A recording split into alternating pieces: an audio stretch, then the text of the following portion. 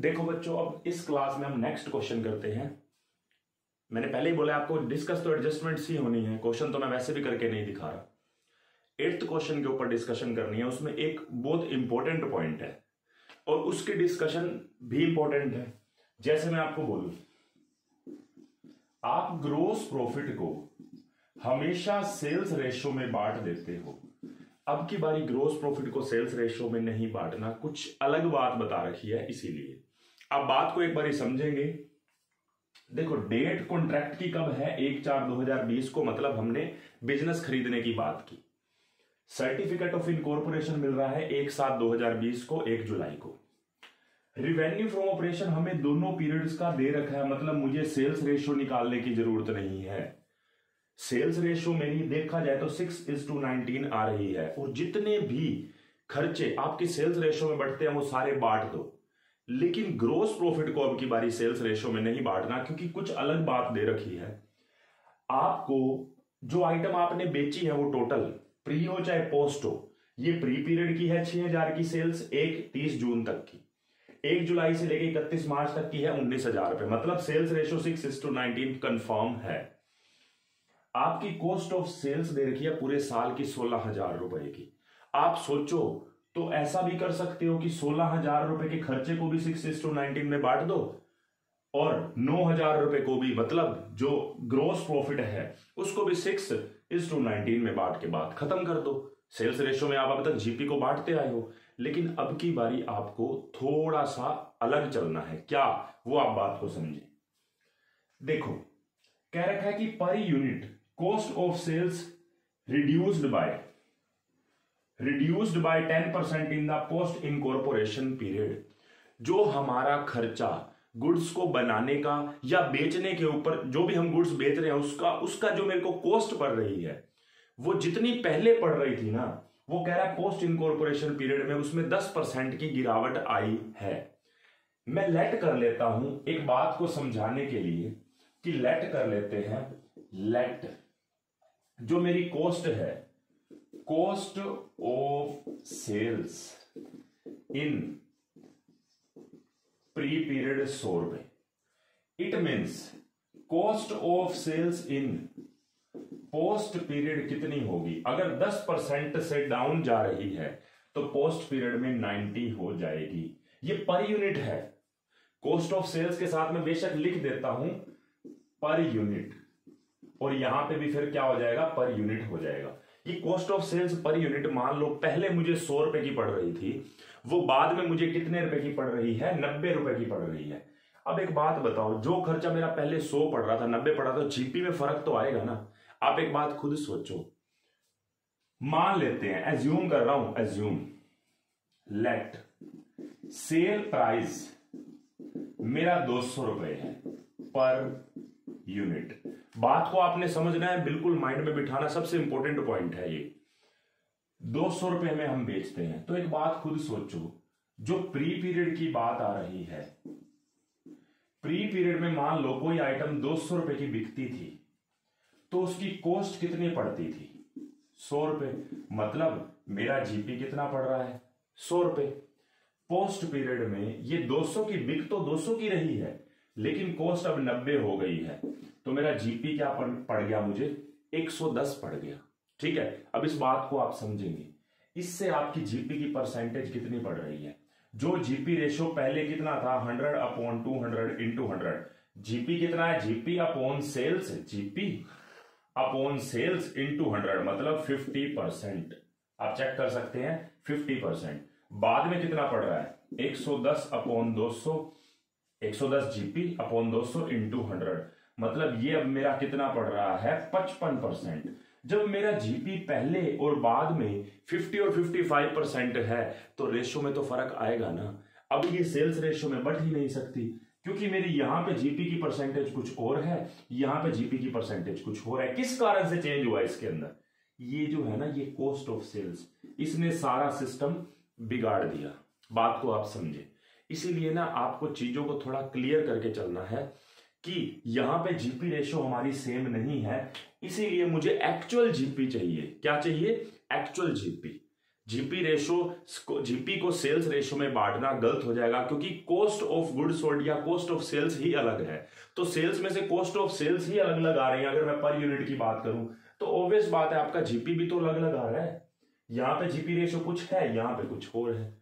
तो इस बात को आपको अपने माइंड में फिट करना पड़ेगा। अब मेरी बात को समझे। पहले तो मुझे ये प्रूव करना था कि आपकी यहाँ पे जो ग्रोस प्रॉफिट है वो सेल्स रेशो में नहीं बटने चाहिए। अब मैं क्वेश्चन के ऊपर आता हूं और इस बात को थोड़ा ध्यान से और क्लियर करके समझना। तो देखो, मैंने ये बोला कि सेल्स प्राइस पर यूनिट 200 रुपए है। ये भी मैं अज्यूम कर रहा हूं, क्वेश्चन बुक में ऐसा नहीं कर रखा, फिर भी आप बात को समझे। सेल्स प्राइस पर यूनिट अगर 200 कर रखा है तो मुझे एक बात बताएं, कितने रुपए की सेल्स हुई है प्री पीरियड में? Unit sold in pre period और unit sold in post period बताएंगे। 6,000 रुपए की टोटल सेल्स करी है, 200 रुपए पर यूनिट रेट है, तो मैंने प्री पीरियड में 30 यूनिट्स सोल्ड करे। अब आते हैं पोस्ट पीरियड पे। पोस्ट पीरियड में मैंने 19,000 रुपए की सेल्स करी और मान लो रेट 200 रुपए, ये मैंने एज्यूम किया है। तो 19,000 ये हो गया मेरे पास 95 यूनिट्स सोल्ड। मैंने पोस्ट पीरियड में 95 यूनिट्स बेचे हैं, प्री पीरियड में 30 यूनिट बेचे हैं और 95 यूनिट पोस्ट पीरियड में बेचे। और मैंने एजम्पशन मानी है कि मैंने 200 रुपए पर यूनिट में बेचा। अब देखो, खुद सोचो ना, 100 रुपए की एक आइटम है जिसका रेट कितना है 100 रुपए, वो पोस्ट पीरियड में 90 हो रही है। जब मैं उसको 100 रुपए मान रहा हूं कॉस्ट को, तो 100 वाली को मैं 50 में थोड़ा ना बेचूंगा। इसलिए मैं अज्यूम क्या कर रहा हूं, 100 वाली को कम से कम 200 में बेचूंगा। मैं 150 कर लेता, कोई प्रॉब्लम नहीं है। अगर मैं 150 कर लेता यहां पे, तब भी जो यूनिट्स आते मेरी अजम्पशन वाले आते। अब बात को यहां पे समझे कि मेरी कॉस्ट ऑफ सेल्स रेशो कितनी है, मुझे निकालने क्या है। Hence cost of sales ratio, क्योंकि मुझे यहां पे जीपी एक्चुअल चाहिए दोनों पीरियड्स का, प्री का और पोस्ट का। अगर देखो, मुझे सेल्स की पता है कि ये 6,000 और 19,000 है, तो इसकी भी रेशो निकाल दो ना, सीधी सी। आप खुद मुझे बताएं, पर यूनिट प्री पीरियड में रेट कितना है? प्री पीरियड रेट और प्री पीरियड यूनिट्स सोल्ड कितनी है, दोनों को मल्टीप्लाई कर दो। प्री पीरियड का रेट है 100 रुपए और प्री पीरियड में कितने यूनिट्स बेचे हैं 30, तो टोटल 3,000 रुपए मेरी प्री पीरियड की सेल्स है, मान के चलो। अच्छा, पोस्ट पीरियड का रेट कितना है 90 और पोस्ट पीरियड में यूनिट्स कितने बेचे हैं अभी मैंने निकाला है 95। 90 इंटू 95, ये मेरा कितना निकल के आ रहा है, मुझे निकालना पड़ेगा, एक सेकंड रुकना। ये मेरे आ गया 8550। इस रेशो निकाल दो, 3000 और 8550, एक जीरो कट गई।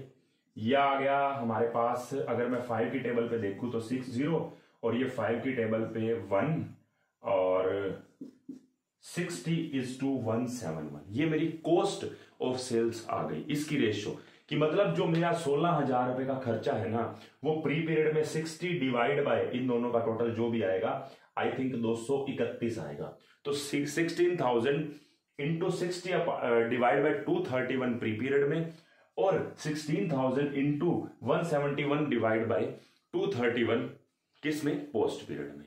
तो ये कैसे आया, देखो बुक में कैसे कर रखा है, बुक में कहता है कि ना आप सीधा ये 100 को 6,000 से मल्टीप्लाई कर दो और 90 जो रेट है पोस्ट पीरियड का उसको सीधा 19,000 से मल्टीप्लाई कर दो, तो भी कोई दिक्कत नहीं है। लेकिन अगर आप बात को समझे, क्लैरिटी लेके आए, वहां पे पता है क्या मान रहा है, मानने की बात है कि हमने हर एक यूनिट जो हमने जो बेचे हैं वो हर एक का रेट कितना है 1 रुपया, उसने 1 रुपया मान लिया। एक बात सोचो, मैं अगर ये कह दूं कि unit sold in pre period कितने थे 6,000 रुपए टोटल सेल्स हुई है, पर यूनिट का रेट मान लो 1 रुपया है, दोनों में 1 से डिवाइड कर दो, तो यूनिट सोल्ड कितने आएंगे, यहां पे 6,000, यहां पे 19,000, क्योंकि मैंने नीचे तो 1 से डिवाइड किया ना। अब एक बात सोचो, जब मैं किसी प्रोडक्ट की कॉस्ट ही 100 मान रहा हूं प्री पीरियड में, पोस्ट में 90 मान रहा हूं, तो मुझे एजम्पशन लेके उसको 200 लेने में दिक्कत ही क्या है। अच्छा मान लो अगर आप ये एजम्पशन पे नहीं चलते और क्या करते हो, आपके पास आसान तरीका है, बिल्कुल बेसिक। मैंने आपको पूरा तरीका क्या समझाया कि 6000 को जो आपका सेल्स प्राइस है, सेल्स टोटल अमाउंट है सेल्स का प्री पीरियड का, उसको मैंने 200 रुपए जो एक यूनिट का रेट है उससे डिवाइड कर दिया, मेरे 30 यूनिट सोल्ड आगे प्री पीरियड में। ऐसे ही 200 से डिवाइड कर दिया 19,000 को, 95 यूनिट आगे सोल्ड पोस्ट पीरियड में। मेरे पर यूनिट कॉस्ट है प्री पीरियड की 100 रुपए और यूनिट बेचे हैं 30, तो 3000 रुपए मेरा प्री पीरियड की कॉस्ट आ गई। इसी तरीके से मैंने 90 रुपए मेरा कॉस्ट है गुड्स जो बेचता हूं पोस्ट पीरियड की, और मैंने 95 यूनिट्स बेचे हैं, तो 8550 मेरी क्या आ गई, पोस्ट पीरियड का मेरे कॉस्ट ऑफ सेल्स आ गई। इसी रेशियो के अंदर आप बांट दो, कोई प्रॉब्लम थोड़ी ना है। तो ये 60:171 आ गया। लेकिन शॉर्टकट, अब आपकी बुक में क्या कर रखा है, उस शॉर्टकट को लिखने से पहले आप इसका या तो स्क्रीनशॉट ले लो, जो मैंने यहां पे लिखा है ना, इसका या तो स्क्रीनशॉट ले लो, क्योंकि मैं आपको इजी वाला भी बता रहा हूं जो बुक में कर रखा है, और पूरा समझा के बता रहा हूं कि ये किस लिए कर रहे हैं। ठीक है, तो इसकी आप फोटो लो, मैं इसको यहीं से हटा देता हूं और सिंपल तरीके से कर देता हूं इसको। तो एक बार आप नोट करो या फोटो लो। देखो अब मैंने ना वो एजम्पशन वाली बात की, 200 रुपए रेट था, उसको हटा दो उसको। अब हम बात करते हैं कि 100 रुपए एक यूनिट का रेट है, और मान लेते हैं कि जो सेल्स कितनी है, 6000 रुपए की है ना। मान लो 6000 यूनिट ही बेचे, हर एक यूनिट का रेट 1 रुपया था, तो 6000 है, हर एक यूनिट को 1 रुपए से डिवाइड कर दो, 6000 यूनिट ही तो बिके। पोस्ट पीरियड में हमने कितने यूनिट्स बेच दिए, फिर 19,000 यूनिट्स बेच दिए, बस बात खत्म। अब इसको मल्टीप्लाई करो आप, तो 6000 इंटू जो भी है, ये 6000 इंटू 100 कितना हो जाएगा हमारा, 6 लाख, और ये 19,000 इंटू 90 171, और एक जो 3 4 जो भी है मेरे यहां पे ना, ये पिछली 4 जीरो यहां पे भी हट जाएंगी, यहां पे भी 60:171 अभी भी आ गया जो यहां पे आ रहा था, 60:171 हमारी कॉस्ट ऑफ सेल्स की रेशियो आ गई। अब मैं आपसे पूछता हूं, अब क्योंकि इस चीज का तो अब कोई रोल है नहीं, मैं इसको रब कर रहा हूं। देखो जो हमने 60:171 रेशियो निकाली, मैंने पूरा डिटेल में भी समझाया और सिंपल तरीका भी समझा दिया, मैंने दोनों समझाया और जरूरी थे। आपने इस जो रेशियो निकाली थी 60:171, इस 16,000 के लिए निकाली थी। आपने 16,000 को 60:171 में बांटा, तो ये 4156, ये 11,844। इससे मेरा जीपी एक्चुअल निकल आया। मुझे जीपी को सेल्स रेशियो में बांटने की अब जरूरत नहीं है, क्योंकि मेरा जीपी एक्चुअल निकल के आया है। उसके बाद जो जैसे खर्चे बढ़ते हैं, जो सेल्स रेशियो में बढ़ते हैं, वो इसी 6:19 में ही बटेंगे, उसमें कंफ्यूज मत रहना। और जो टाइम रेशियो में बढ़ते हैं, वो टाइम रेशियो आ ही रही है आपके पास, 3 महीने प्री में, 9 महीने पोस्ट में, 1:3 में, कोई प्रॉब्लम ही नहीं है। तो मेन पॉइंट जो था ना, ये कॉस्ट वाला था, और मैं कहता हूं सबसे मोस्ट इंपॉर्टेंट पॉइंट यही है। अगर पेपर में आ जाता है ना, बच्चे कंफ्यूज हो जाते हैं, और यही सिंपल मेरे को लगता है। आपके लिए तो इंपॉर्टेंट है, मुझे तो सिंपल लगता है ना समझाना। देखें 2 पॉइंट्स और हैं, डिस्ट्रीब्यूशन के खर्चे। हम जो गुड्स बेचते हैं, अपने रिटेलर तक पहुंचाते हैं, या जो भी होलसेलर है उन तक पहुंचाते हैं, ये डिस्ट्रीब्यूशन के खर्चे हमारी सेल से कनेक्टेड है, क्योंकि सेल करने के लिए हम ये खर्चे कर रहे हैं। देखा जाए तो ये सेल्स रेशियो में बढ़ने चाहिए, नो डाउट, लेकिन क्वेश्चन में खुद कह रहा है कि सिर्फ 60% वेरिएबल है। मतलब 1250 का जो 40% है, मतलब जो भी आएगा 1250 का 40%, ये जाएगा हमारा टाइम रेशियो में। और क्वेश्चन में टाइम रेशियो है 3 महीने और 9 महीने, मतलब 1:3। और 1250 का 60% जो भी क्वेश्चन में सेल्स रेशियो है, यहां पे अभी हमने देखी थी, वो 6000 प्री पीरियड में सेल्स थी और 19,000 पोस्ट पीरियड में थी, तो 6:19। तो हमारी जो सेल्स रेशियो थी वो 6:19 थी, उसमें बढ़ जाएगा, बस बात खत्म, सिंपल था ये तो। अब बांटने का काम आपका है, 40% निकालो, उसको टाइम रेशियो में बांटो, 60% इसका निकालो, उसको सेल्स रेशियो में बांटो। उसके बाद बात करते हैं इंटरेस्ट टू वेंडर।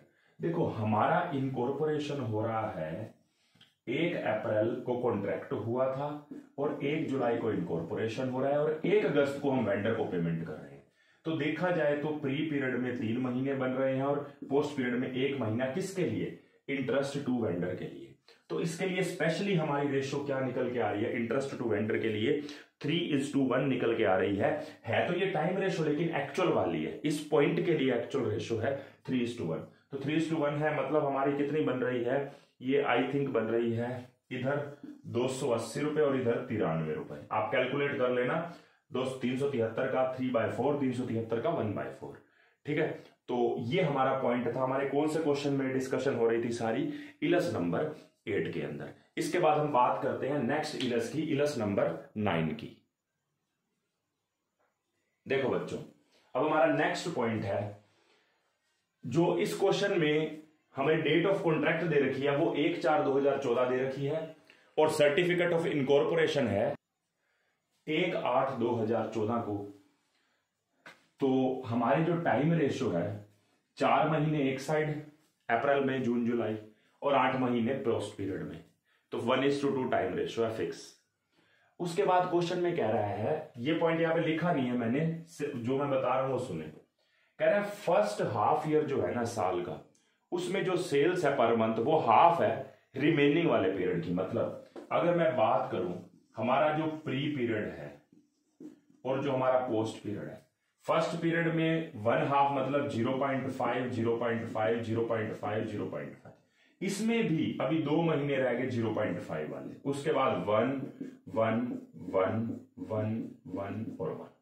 तो टोटल कितने हो गए, यहां पे 2 और यहां पे हो गए 6 और 1 7। तो रेशो हमारी सेल्स रेशो आ गई 2:7। ये आपके कौन से इलस की बात कर रहा हूं मैं, इलस नंबर 9 की। उसके बाद अगली बात, अभी मैंने पिछली क्लास में एक डिस्कशन करी थी, वो एक क्वेश्चन में आ गई है दोबारा, तो क्या प्रॉब्लम है, डिस्कस कर लेते हैं। हमारे को क्वेश्चन के अंदर जो सैलरीज दे रखी है ना, उस सैलरीज के लिए जो भी सैलरी दे रखी है, वैसे बोल तो रखी है 39,000 रुपी। अब 39,000 रुपीज को बांटने के लिए प्रॉब्लम है। कह रहा है प्री पीरियड में जो हमारे एम्प्लॉइज थे ना वो 3 हैं, और जो पोस्ट पीरियड है उसमें एम्प्लॉइज कितने होंगे हमारे 5। तो कैसे बांटोगे, जो प्री पीरियड में एम्प्लॉइज हैं वो 3 महीने, नहीं प्री पीरियड में हमारे कितने महीने हैं, 4 महीने हैं और 3 एम्प्लॉइज हैं। ये तो प्री पीरियड की बात आ गई।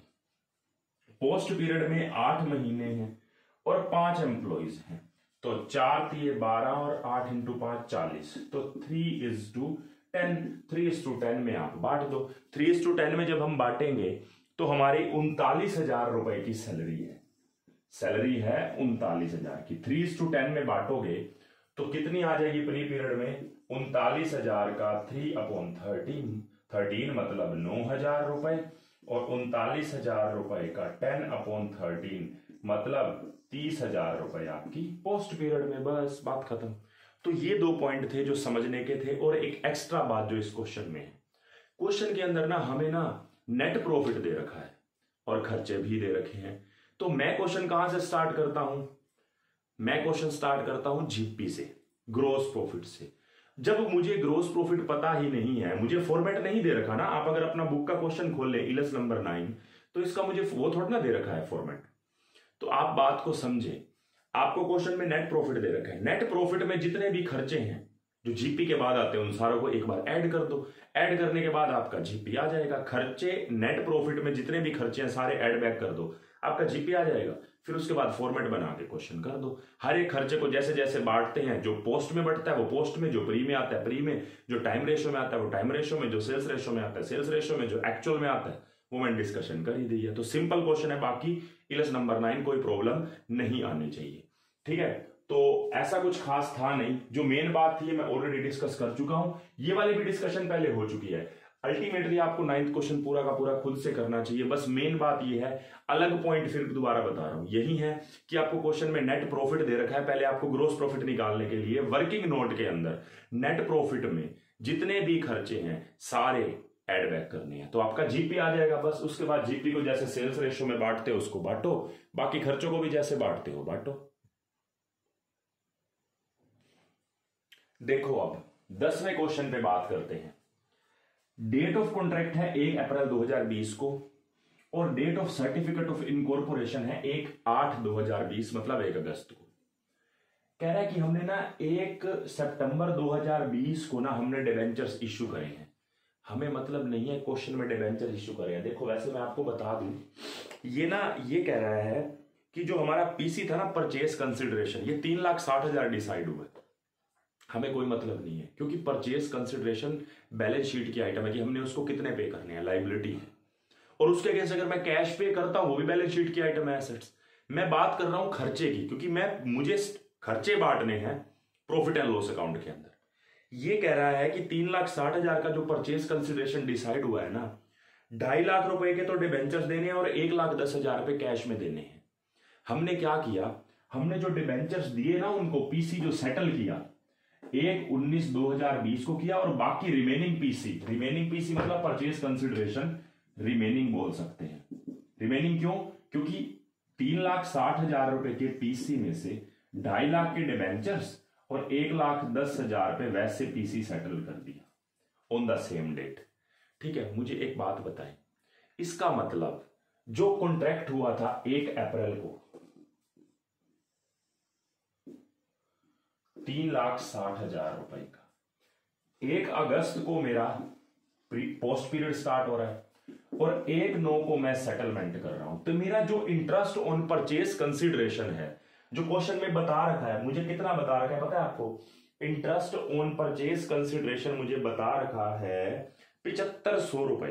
ये 7,500 रुपए को मैं किस रेशो में बांटूंगा तो टाइम रेशो में, लेकिन एक्चुअल टाइम रेशो निकालनी पड़ेगी। 4 महीने प्री पीरियड के, 1 महीना पोस्ट पीरियड का, 4:1 में 7,500 रुपए को बांट दूंगा।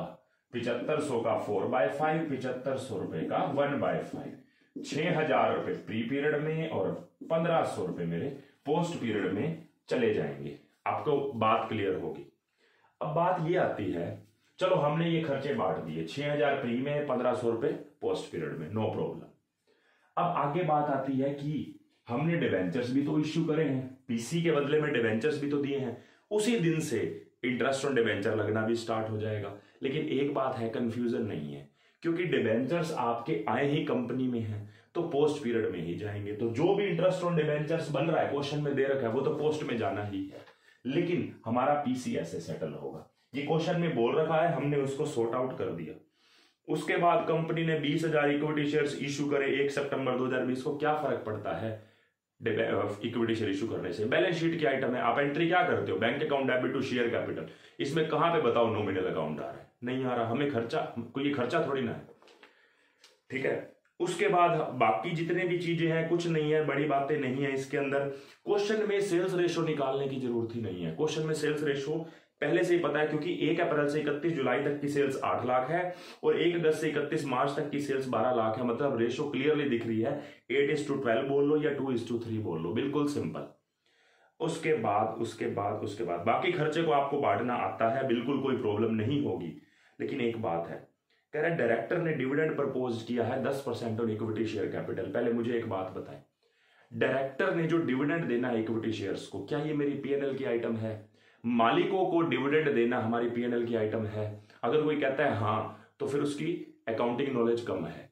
हम ये कहां पे देते हैं जनरली? तो वैसे तो पीएनएल एप्रोप्रिएशन बनता ही नहीं है कंपनी के केस में, रिजर्व एंड सरप्लस में ही हम एडजस्टमेंट कर देते हैं इसकी बिलो द लाइन। लेकिन मैं आपको फिर भी बताऊंगा, अगर पार्टनरशिप के हिसाब से भी सोच के देखिए, आप पार्टनरशिप पढ़ के आए हैं 12th क्लास में, आप क्या करते थे? जो भी आपका पार्टनर से रिलेटेड कोई भी आइटम होती थी, interest on capital, salary, commission, वो कहां देते थे? पीएनएल एप्रोप्रिएशन में। वो पीएनएल की आइटम नहीं थी। इसी तरीके से कंपनी के केस में भी मालिकों से रिलेटेड कोई भी खर्चा है, जैसे डिविडेंड है, ये हमारा मेन खर्चा नहीं है, ये मेरा एप्रोप्रिएशन है। और एप्रोप्रिएशन कंपनी के केस में पीएनएल एप्रोप्रिएशन नहीं बनता, एक अकाउंट और बना सकते हैं, surplus in statement of profit and loss.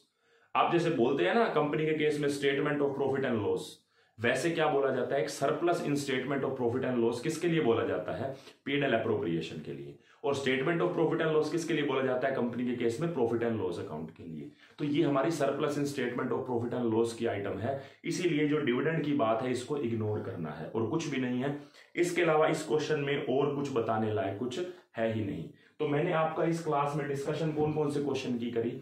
एक तो मेरा 8th क्वेश्चन, एक 9th क्वेश्चन, एक 10th क्वेश्चन। बिल्कुल सिंपल था और आपको समझ आ भी गया होगा। एक ना बच्चों 4th क्वेश्चन है। फोर्थ क्वेश्चन में ना एक आधी बात है डिस्कस करनी है ताकि आपका क्वेश्चन वो भी हो सके। मैं डिस्कस करना रह गया था, भूल गया था मैं एक्चुअल में। आपका ना पहला टर्नओवर वाला पॉइंट है ना, वो तो है बिल्कुल सिंपल। कह रहा है कि average monthly sale in each of the first 4 month है 1/4 in comparison to the latter month. मतलब जो पहले 4 महीने है ना, हमारा इनकॉर्पोरेशन हुआ फोर्थ क्वेश्चन में 1 जुलाई को। अब क्लियरली है, वैसे 1 जुलाई उसने बोल दिया, अगर मैं बोलूं तो अप्रैल मई जुलाई 3 महीने इधर है और पोस्ट में 9 मंथ है, लेकिन सेल्स के हिसाब से कह रहा है पहले 4 महीने, मतलब 1 अगस्त तक या 31 जुलाई तक बोलूं। इस पीरियड में हमारी कितनी है 1/4 है per month sale in comparison to latter months. मतलब कहने का क्या है, यहां पे 0.25 बोल सकता हूं, 0.25 0.25, ये तो 3 प्री पीरियड की होगी, लेकिन क्योंकि 4 महीने के लिए बोल रहा है तो पोस्ट पीरियड में भी तो जाएगा ना। इसके बाद बचे 8 महीने की 1-1 है, तो वो तो सीधा 8 ही आ जाएगा। 8 महीने है तो 1-1 करके कितने हो जाएंगे 8। तो प्री पीरियड के लिए कितना है 0.75 और पोस्ट पीरियड के लिए 8.25। तो 75/100 और 825/100, या मैं ये कह सकता हूं 75:825, या 25 की टेबल पे ये 3 और ये 25 की टेबल पे 3 और ये 7, 3:33 या 1:11। मेरी क्या निकल के आ गई सेल्स रेशो। बिल्कुल सिंपल था, इसमें कुछ था ही नहीं नया पॉइंट। और एक बात इस क्वेश्चन में क्या कह रखी है, कह रखी है कि आपके जो बेड डेट्स है ना, वो बेड डेट्स हैं 2400 प्रायर पीरियड के। हम जनरली बेड डेट्स कैसे बांटते हैं सेल्स रेशो में, इसने खुद कह दिया 1 जुलाई से पहले के बेड डेट्स हमारे 2400 हैं। टोटल बेड डेट्स है 8000। 8000 में से प्री पीरियड के 2400 हो गए तो पोस्ट पीरियड के 5600 हो गए। हमें एक्चुअल ही निकल गया, यहां पे बेड डेट्स का हमारा सेल्स रेशो वाला लॉजिक कैंसिल। उसके बाद हमें क्वेश्चन के अंदर ना परचेज दे रखी है, ओपनिंग इन्वेंट्री दे रखी है, क्लोजिंग इन्वेंट्री दे रखी है, मैन्युफैक्चरिंग के खर्चे दे रखे हैं। आप क्यों ना ट्रेडिंग अकाउंट बना के, सेल्स भी दे ही रखी है, क्यों ना ट्रेडिंग अकाउंट बना के आप जीपी पहले निकाल दें, फिर उसके बाद जीपी से क्वेश्चन स्टार्ट कर दें। मतलब आप वर्किंग नोट में पहले ट्रेडिंग अकाउंट बना लें, ठीक है। या दूसरा फॉर्मूला क्या है, सेल्स में से कॉस्ट ऑफ गुड्स सोल्ड घटा दें। और कॉस्ट ऑफ गुड्स सोल्ड का फॉर्मूला क्या है, जो बी पॉइंट में लिखे हुए हैं, opening stock plus purchase plus manufacturing expense minus closing. जो वो कॉस्ट ऑफ गुड्स सोल्ड आएगी उसको जो सेल्स गिवन है 8,20,000 की, उसमें से घटा दो। और हमारी कॉस्ट ऑफ गुड्स सोल्ड जो भी है 5,56,000 रुपए है। तो 2,64,000 पे मेरी क्या निकल के आ गई ग्रोस प्रॉफिट। 2,64,000 को सेल्स रेशियो में बांट दो, जो भी हमारे पास निकल के आई है 1:11। बस पहला पॉइंट क्या बताया मैंने, यहां पे आपको जीपी निकालना पड़ेगा, सेल्स गिवन है, कॉस्ट ऑफ गुड्स सोल्ड निकाल के आपको निकालना पड़ेगा, पहला पॉइंट। दूसरा मैंने यहां पे सेल्स रेशियो निकाली, सेकंड पॉइंट। थर्ड पॉइंट मैंने बेड डेट्स का बताया कि यहां पे आपको सेल्स रेशियो लगाने की जरूरत नहीं है, आपको एक्चुअल दे रखा है। और फोर्थ और लास्ट पॉइंट कह रहा है कि जितना भी प्री पीरियड का प्रॉफिट आएगा ना, वेंडर कंपनी कह रही है उसका 80% हम लेंगे, आप हमारे नाम का फायदा उठा रहे हैं क्योंकि आपकी कंपनी अभी बनी नहीं है। तो देखो आपका ना प्री पीरियड का प्रॉफिट पता कितना आ रहा है, अगर आप पूरा क्वेश्चन कर लेते हैं तो 4650। उस 4650 के लिए नोट में एक लाइन लिखनी है बस। 4650 का 80% बिलोंग करता है किससे, 3720 वेंडर से। बस इतनी सी ही बात है और कुछ नहीं था। तो आपके 1 से लेके 10 तक क्वेश्चन मैंने 5 वीडियो के अंदर कवर कर दिए हैं। इसके बाद आपके 2-3 क्वेश्चंस और रह गए हैं, वो पूरे कर देंगे नेक्स्ट क्लास में और आपका चैप्टर खत्म।